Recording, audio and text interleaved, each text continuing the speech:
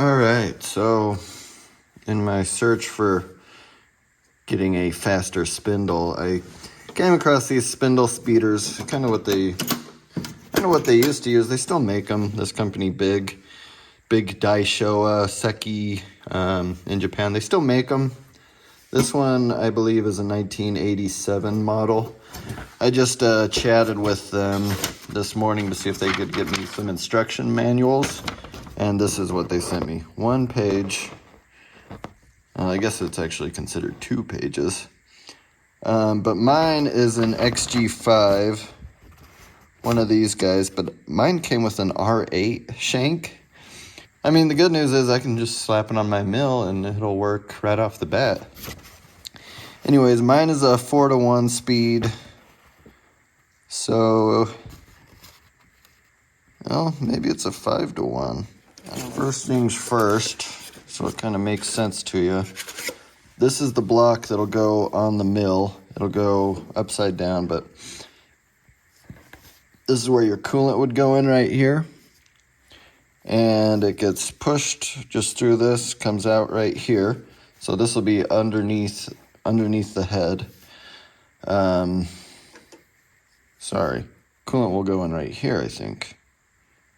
I don't know, the 1 page of manual didn't really, explain a whole lot.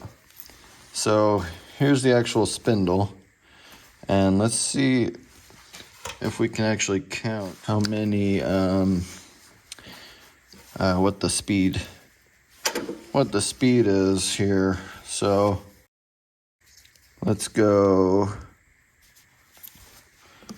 Oh yeah, it's got this locky dill thingy. So I'll take that over there, pop that out there. All right, so I got my mark there, which is about there, I think. Close enough. And then I've got my mark here to here. So we'll count the rotations. 1, 2, 3, 4, 5. Right there. So 5-to-1. So my dilemma right now is, it is very smooth, and this is one of those tools that a shop buys. So back in the 80s, this thing was about $4,000. This is something that like a shop would buy for a couple projects, and I don't think they would use it very much. I don't know, maybe. It's not something that just some dude would buy like me, unless it came on eBay and was super cheap, which this was. But I made an offer on it because, I mean, I just about could have bought a 3-phase motor, but I don't know if I want to get into that. I think would be great with like 1/4-inch end mills down to itty bitty tiny ones. None of the collets are actually labeled, but it does look like they're all there. I don't think I'm missing any. So the way it works, I don't know why, but it came with 3 collet nuts, and they're all pretty much identical. So this is the one that was on the spindle when it showed up in the mail. So there's this little collet here. There's no markings on it. I'm guessing it's like 3/8. Yeah, this is probably 3/8 or 9.5 millimeters, which once it's squished down would probably be about 9. Yeah. So this goes into the collet cap, and then you can probably just use it like this with a 3/8 end mill, which I think would be a little big for something like this, because you lose quite a bit of rigidity adding 4 inches of leverage off of your mill. 4.5 inches, 4 3/4 maybe, depending on how far up you choke your tool. The next size down is this one, and these go inside of this collet, like so. Is a 5/16 or 8 millimeter. So we've got about 3/8, 5/16, 5.8 millimeter, or just under 1/4 of an inch. So 1/4 inch and then 0.2, which is about 5 millimeters.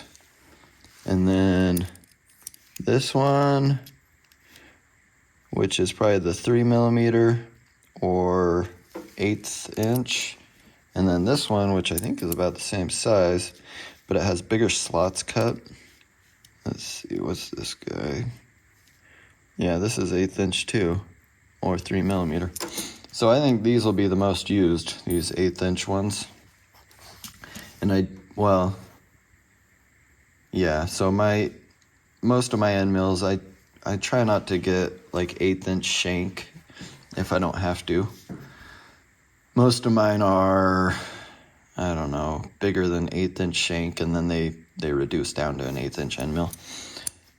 So it does say to send it back to Big every, the new ones are every 1,000 hours. Oh yeah, this one's every 1,000 hours too, actually. To be rebuilt, I guess. It does, I don't know if I want to, I want to mess with it, because that's the way I am. It says not to, and it says if you do mess with it, to not even bother sending it to Big, to have them rebuild it. It says if you do take it apart, it's basically garbage. But I mean, that's kind of what I do, dude. You can't trust me to not take this stuff apart. Matter, it has an R8, my mill has an R8, so we'll be able to easily use it, I think. I just really want to take it apart. I feel like it needs to be cleaned. They do say if it goes more than a year without using, to send it back and have it rebuilt. And I can guarantee you this thing has gone more than a year without being used. Plus it's, I don't know, anything that's this shiny, I just can't resist taking apart. I don't know. Alright, so wasn't too tight. Yeah, I was hoping it would have at least some sort of system to be able to grease it. And it kind of cleaned out the front of it. Oh, there's little set screws in here. 1, 2, 3 set screws. So those are probably to stop this outer ring to lock it, which kind of tells me that it might not be all that tight. And that tells me that we need to loosen them. All right, so before we go too crazy, I'm just gonna mark anything that I think can, might have to be clocked. So we're gonna mark over here, all the way down, the way up, all the way down, mark that, all the way to there. So I've got a nice little line drawn all the way across, just in case stuff needs to be aligned, which I'm sure quite a bit of crap in here needs to be aligned. Oops. All right, so let's see if these come out. Yeah, these aren't very tight. And see how long, not very long either. And we'll just back them most of the way out. So I think this is probably more of just a seal holder, since it's not really tight or anything. So let's see what needs to happen. Let me see if I can figure out a way to get a spanner on here. All right, so I made a couple little bars here. So what I'm gonna do, and then I made some pins that fit into those holes, and it's kind of a press fit. Hopefully they're about 189 to 190. Oh yeah, that one goes right in. Well, not right in, but it's a freaking nice tight fit. No way, this one won't go in. Flip it over. Oh, there we go. So I'm gonna press those in, then we'll just see how tight it is. If it's super tight, I'll weld this together and then we'll hold it in the vise and see if we can't tweak it over.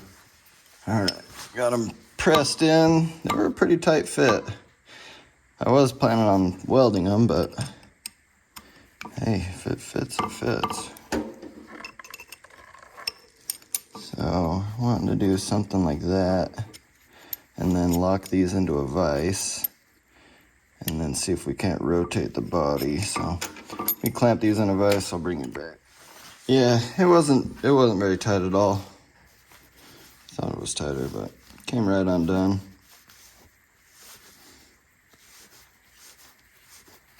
This is probably just a dust cover. Thought maybe we'll be able to see the grease. So yeah, there's the seal in there. So this is basically just a very fancy smancy seal head. And then there's our bearings. I bet they look like rollerball bearings, but I bet they've got to be angular contact bearings. I don't see any bearing numbers.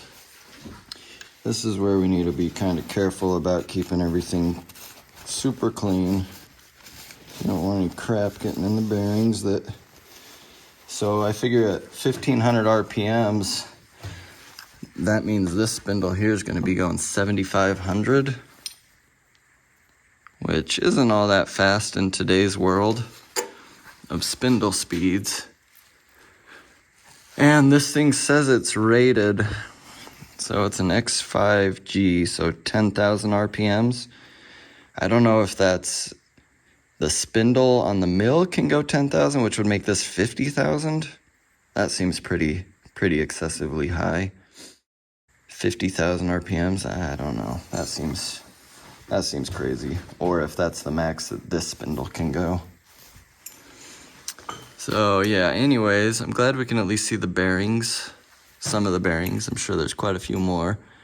And then there's the planetary in there also. Big old giant circlip right there. I wonder if that's the only thing holding all of this in. So then the bearings that really take the high speeds are gonna be the one inside of right here. This one's just the outer housing in it. It spins the speed of whatever your spindle is. It's these bearings in here that go super fast. Yeah, we'll start with taking that circlip out. Let's see if we can do this. Yeah, it's not a very strong spring, so I would be surprised if that's actually holding anything.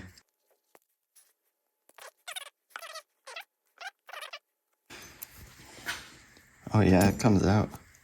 Sweet. So let's see. Oh, I just fell into another groove. There we go. Oh, there's our planetary. Sweet. Glad we could at least see that. A little bit of rust in there.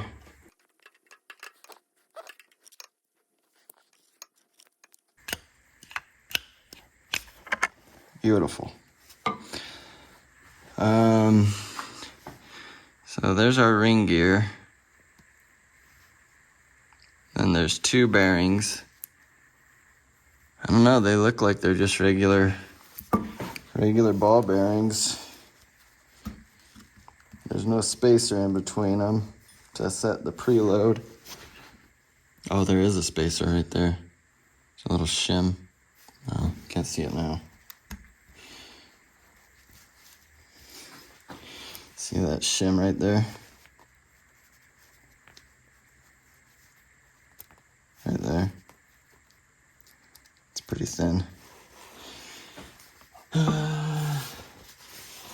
So that would set your preload, and these bearings, they feel great. There's like no grease on them. And on the newer manual that I was reading, it did list out what type of grease to use. I'm not sure if they have like a grease port on those ones, or if they're self-serviceable maybe. I don't know. All right, I just kept tapping it. Tap, tap, tap. So I did mark where it is in line, just in case. Might be kind of like any precision bearing usually has like the high and low spots marked, and I don't know if this is that, but this is an NSK bearing, and it's a 6910. Let's see, there's a F marked right here. I don't think that implies any sort of precision grade. This looks like just a regular roller ball bearing. Yeah, I don't see any precision designation. It's just has the letter F on it. And usually there'll be like a AA, or a 1, 2, 3. Depends on the age of it. And they are just normal deep groove ball bearings. But all the gears look really good. Looks like it just got a tiny bit of moisture in there and turned the grease kind of a rusty color. Alright, I'm gonna clean this up and I'll bring you back. Alright, so it recommends, well actually I can't find, I thought it was for this brand, but it's actually for Nikken. They make one that looks almost identical to this, and the only difference is it has a little grease port drilled into it right here. So they recommend greasing every 300 hours, and they recommend using an Omega 73 grease. So I looked up the MSDS and all the technical specs of Omega 73 grease, and it's pretty dang similar to this Yamalube molybdenum disulfide grease. They have basically, I mean, there's a couple slight differences, but the main thing is they're both moly grease. They both have the same petroleum de-waxed distillates. The only difference is the Omega 73 has some graphite and carbon black in it, where this does not. So I think what I'm going to do is I'm just going to leave the grease that's on here. It doesn't look bad. There should be a little bit more than that. So I'm just going to add a little bit of grease to what's already in there. So that's what I'm going to do for the gears. Moly grease is good for gears. I'm not so sure about these bearings. I might just do a plain, was it lithium? Oh man, I can't remember if there was lithium in it. If there is lithium in it, I'll just do a plain lithium grease in here. That way they're not mixed. I just gotta double check real quick. Alright, so I do have a little bit of petroleum-based grease. It says high temp, which according to the manual for this thing, it gets pretty hot. I'm just not 100% sure. I mean, either way, the greases are gonna mix. There's no way. There's no sealing between the two. Also, I don't think the molybdenum will hurt the bearings. I look at molybdenum as kind of a soft, kind of almost like a plastic that's slippery. And it fills tiny little voids in moving surfaces. And I just can't imagine that is something that you would want on ball bearings. I don't know. I could definitely be wrong. I'm certainly not a bearing expert per se. But anyways, I think we're good. I just wanted to make sure everything looked good in here. All these little gears look good. So just to go over what we have here. Can't really see in there very well, but there's a gear all the way right in the middle that is attached to this spindle. And so what happens is this whole thing spins with the mill spindle spins this. This is inside of this gear here, and this is held rigid, right? So as this thing spins, these gears spin, and on this bigger gear here, so that increases the speed of the center gear. So you've got your planetary ring gear, your planet gears, and then your sun gear, I believe. Pretty sure, not 100% sure. I know these are the planets because they're like the planets. On the Niken, it shows a exploded diagram, and it looks almost identical to this. They might just be like a rebranding kind of deal. So there is 2 angular contact bearings in here, and unfortunately, I'm not gonna mess with undoing these. I'm sure these all have some sort of a specified preload, and I have no way of figuring out what that is. I'd have to make a couple spanners to get both of these, and then I'd have to figure out a way to hook them up to a torque wrench, I think. First thing we need to do is get a little bit of grease on these roller bearings.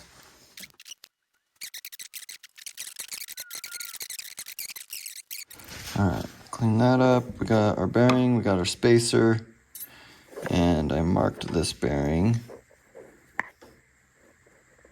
where it needed to go. So our mark is back here. This mark is right here. The writing went inside. So we're just gonna line it back up right where it was. Let's see if we can get it in there. And make sure our shim is perfectly centered.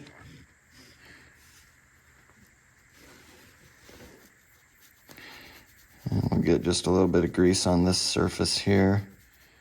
Alright, so let's get some addition here. I'm just gonna kind of put it on the edge of the gear that I can see.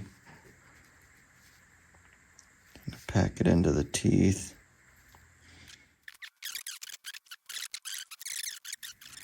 I just kind of want to make sure that there's grease in there and it's mostly fresh.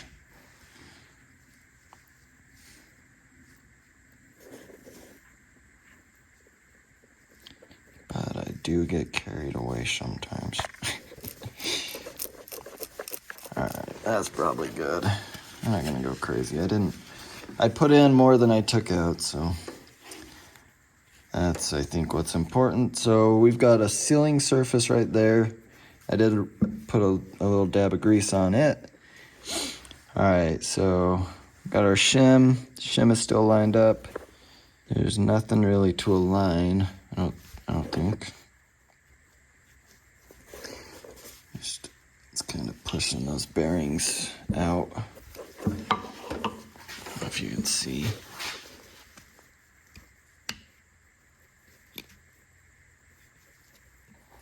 Cool, I think that's it. That's it right there.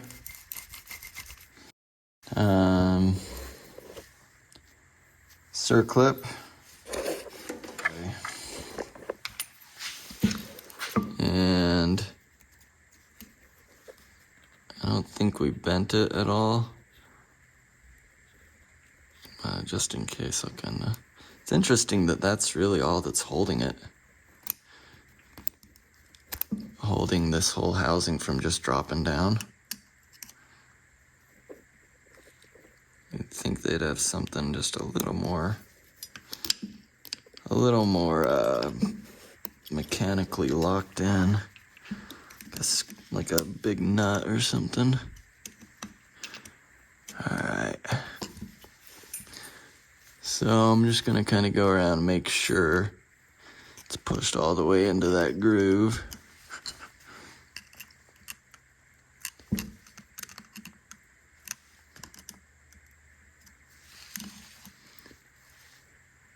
Yeah. Golden. Alright, then we got this guy. And this guy has some... This is definitely a different type of grease. And that's probably to help with keeping water and crap out. So I'm gonna do kind of the same thing. I'm gonna use the other... It's pretty thick stuff. It seems thicker than the moly. It seems thicker than what was in there. So we're gonna use the non-moly grease. We're just gonna give it a little coat. Kind of get it all over, because this will help seal it up and keep, coolant and all that crap out. So we got the sealing surface, and then where those set screws go through, I'm gonna kind of pack just a little bit into those. All right, so make sure we got everything that needs to go. Yeah. And we'll just thread this on, and I'll try to tighten it back up to how it felt, which it was not very tight. Sort of tight, but not very tight. Just a little tight. All right, got it tight. So you can see where I had marked it there and there. And I think I might have gone a little tighter than it was. Wonder if I should loosen it. Because as it heats, that spindle is gonna grow, right? Yeah, that's quite a bit. I think it's a little bit tighter. I'm gonna go a little. All right, got it just about lined up. I think I went a tiny bit tighter than it originally was, but I don't think it's really gonna matter, because then we've got set screws that go in and push against it. So I don't think this really has a lot to do with the preload. Otherwise these set screws would mess up the preload, right? Maybe, possibly. That tight. Okay. Beautiful. All right, I'm gonna clean it all up, and then we're gonna try to mount this thing.